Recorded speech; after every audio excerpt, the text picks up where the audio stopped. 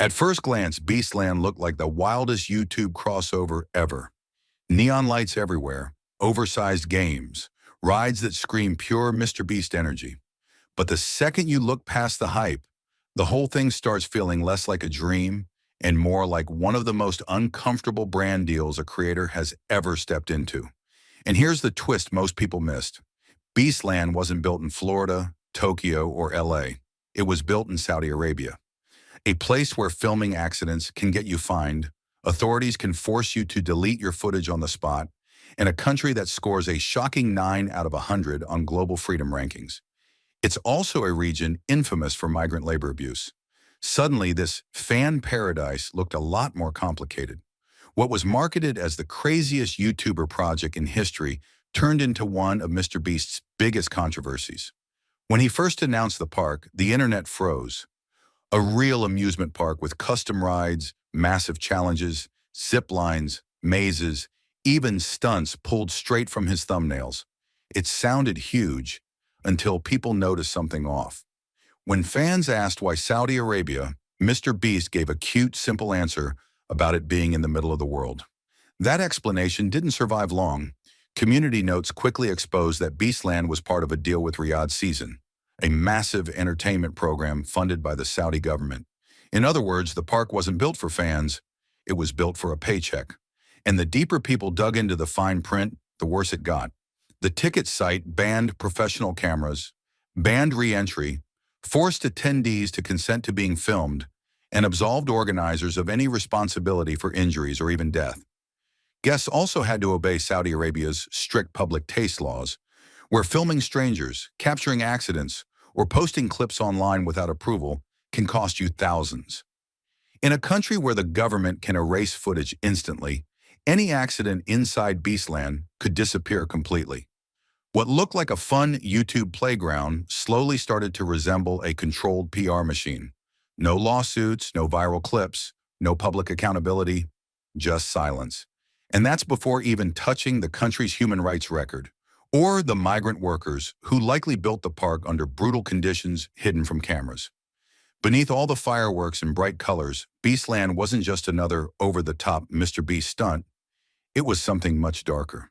It was a collaboration tangled in power, money, and silence.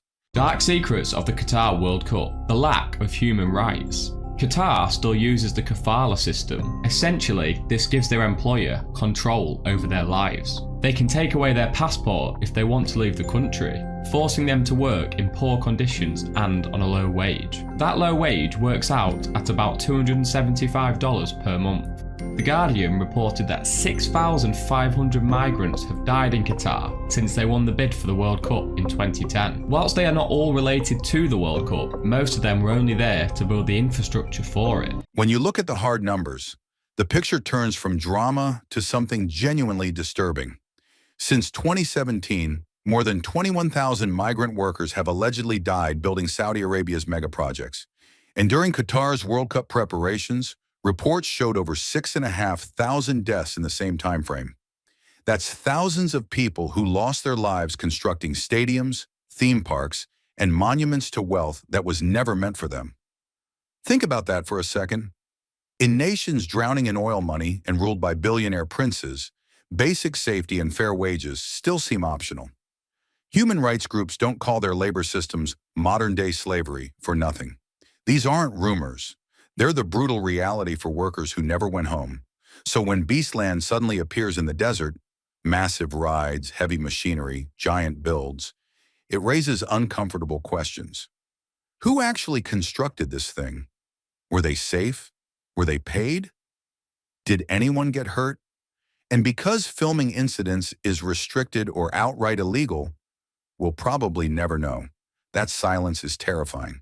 And the YouTube community wasn't blind to this direction. When that fake healthy Lunchables collab went viral, Dan TDM openly tweeted, "What happened to YouTubers? You're selling crap to kids for money. Do better."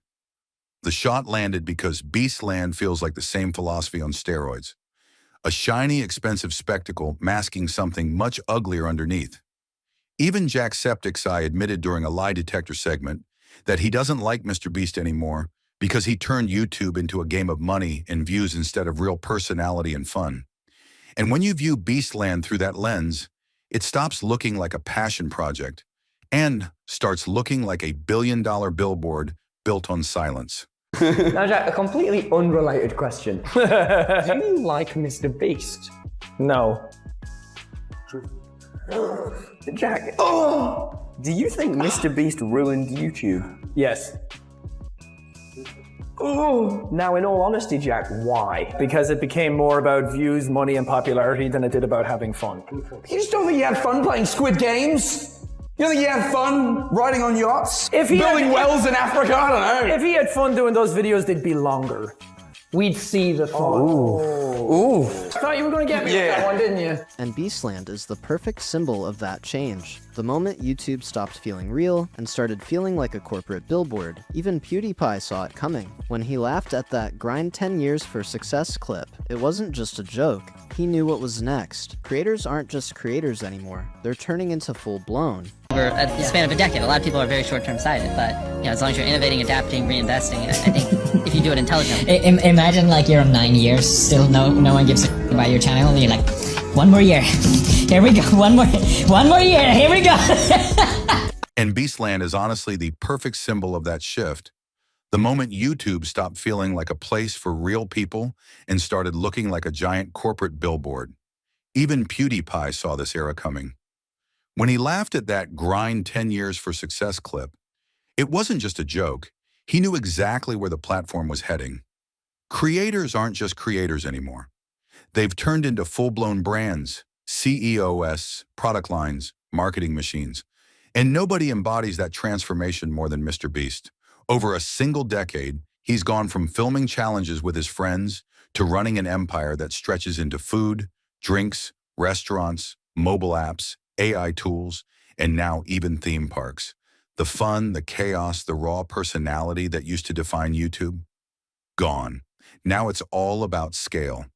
How big your company can get, how fast you can grow, and how aggressively you can dominate every possible lane.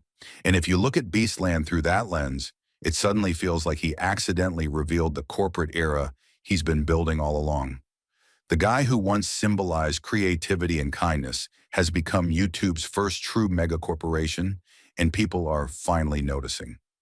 Fans who once saw him as the people's creator are waking up to the reality that he's now another business machine. The controversies haven't stopped piling up, and this time people aren't brushing them off as silly internet drama. Because Beastland isn't just another product like Feastables or a limited-time burger. This one had an entire government behind it. That alone changes the tone completely.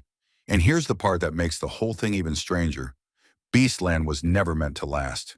It wasn't built to be a permanent legacy, a gift to fans, or a long-term attraction.